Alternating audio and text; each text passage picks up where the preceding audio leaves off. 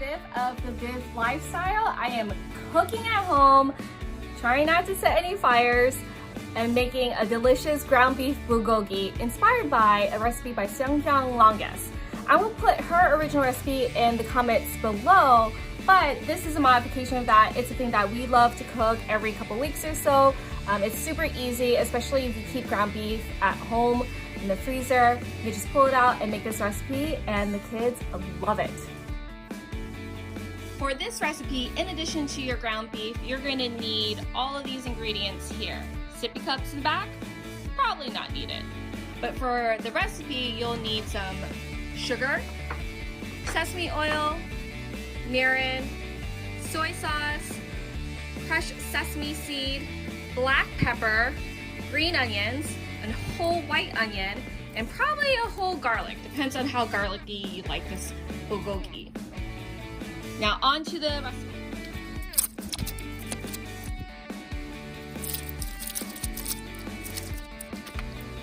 If you can hear that in the background, I think that's one of my kids' toys going crazy. It might be the baby shark puzzle.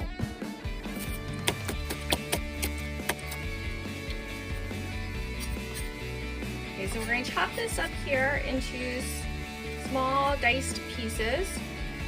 I am definitely not a professional chef or cook, and so if you are concerned about technique here, you may want to avert your eyes because it can be a little alarming.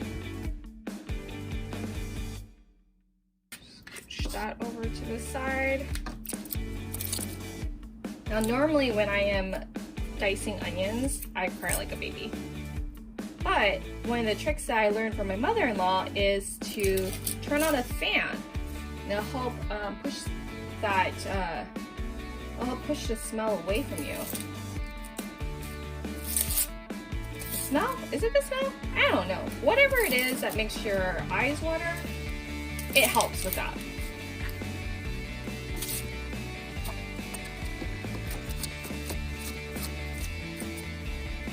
Got all of our onions chopped. So make sure the fan is off when you've moved on to the garlic. Otherwise, you're gonna find all of these all over your floor. All right, now onto the garlic. There's probably, I don't know, 20 pieces here. 2, 4, 6, 8, 10, 12, 14, 16 pieces, cloves of garlic. We like it pretty garlicky. So eyeball it to, you know, almost a full bulb or 3/4 of a bulb of garlic. Now that I've crushed and peeled the garlic, I kind of feel like we don't have enough garlic. So I'm going to put some more garlic, get some more garlic in here. We're trying to record, and a kid shows up. I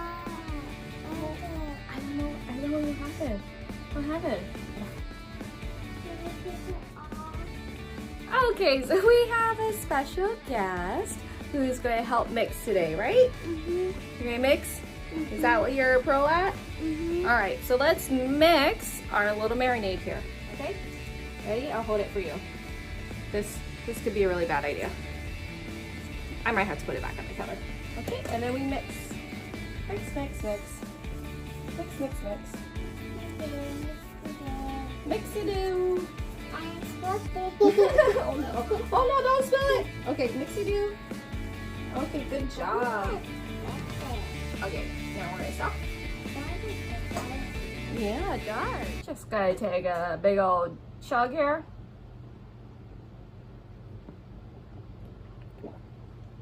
That was too big of a chug. Should not have done that. Quarantine with toddlers. And so now you just remembered, we're gonna separate a little bit of this marinade because we're gonna use some of it after we cook down the ground beef. So let me grab a little container here, separate the marinade into.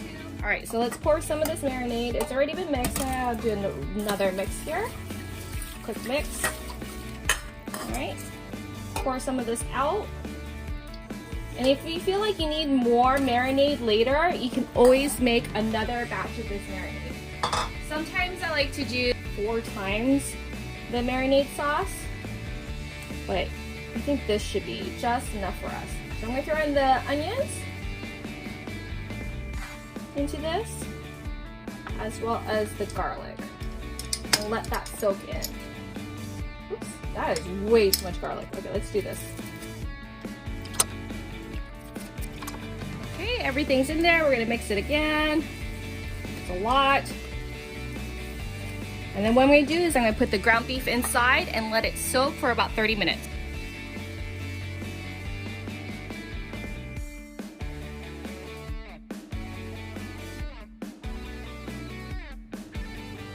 You probably noticed as I was putting together the recipe that I didn't use plum extract that's in the original recipe. Well, I didn't do it because we don't have plum extract, and being in quarantine, I don't know exactly where to Instacart plum extract. So we may do without, and it tastes perfectly fine. We love it.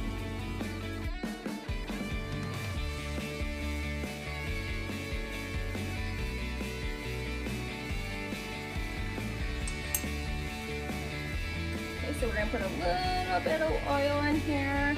Just kind of get the pan nice and greasy. Turn this up.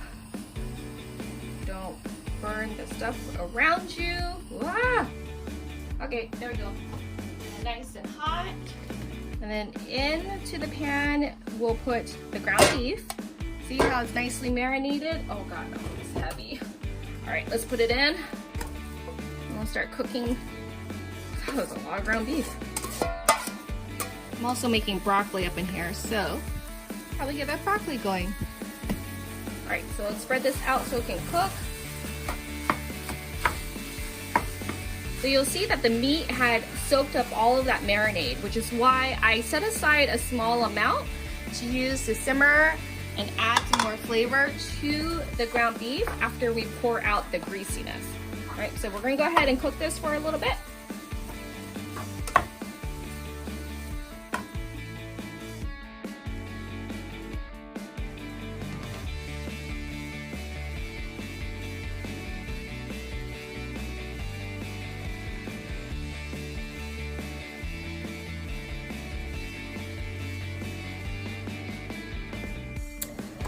Now that you saw that the ground beef has mostly cooked, we're gonna pour out the grease and fat. And you're probably thinking, oh my gosh, what about this sauce? It looks so good.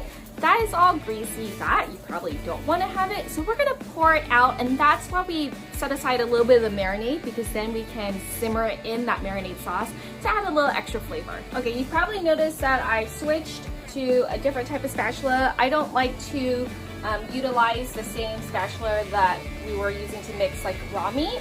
So I switched to a clean one to use, and then now I'm gonna add in that additional marinade that we had earlier. So I'm gonna pour that in, scrape it into the bowl.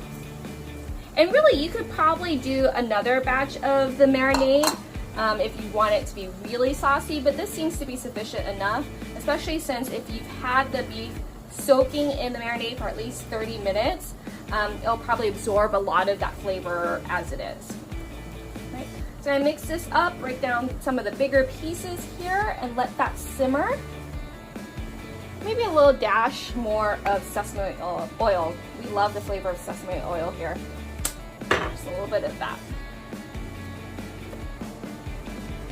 Okay, so while the ground beef is simmering in the marinade, you probably noticed I have other things on the stove right now.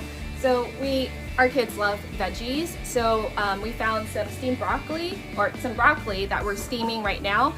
We couldn't find it earlier, and now we magically found some broccoli, so we have broccoli for the kids. They love eating them. They're like little trees for them. So we have broccoli that we're steaming, and shoot, I gotta turn this off. Okay, turn off the broccoli. And in this pot here, let me see if I can bring you a little bit closer. In this pot here, or pan, I have pre-frozen dumplings I get from the Korean market. And this one has japchae, the noodles filling inside, and this is your like mandu with the pork and vegetables. So I'll take the cover off so we can start pan frying this. Turn this over. So what I usually like to do is I like to pour water inside and let it steam for a little bit, and then I pan fry it. I think I forgot to put oil, so that's gonna be a little sticky. Okay, now we have it all in a nice bowl, and what we're gonna do is we're gonna add some crushed sesame seed Open that up, sprinkle it on top.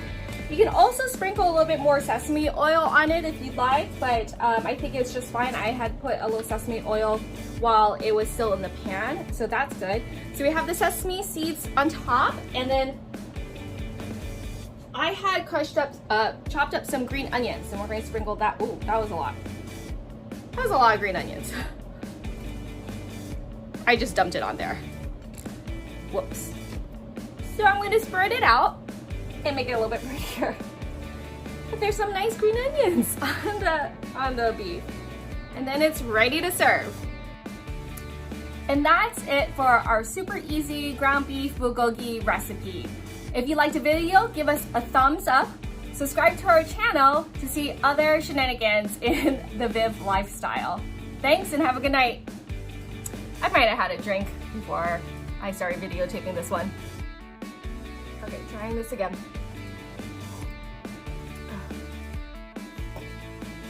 Hi, this is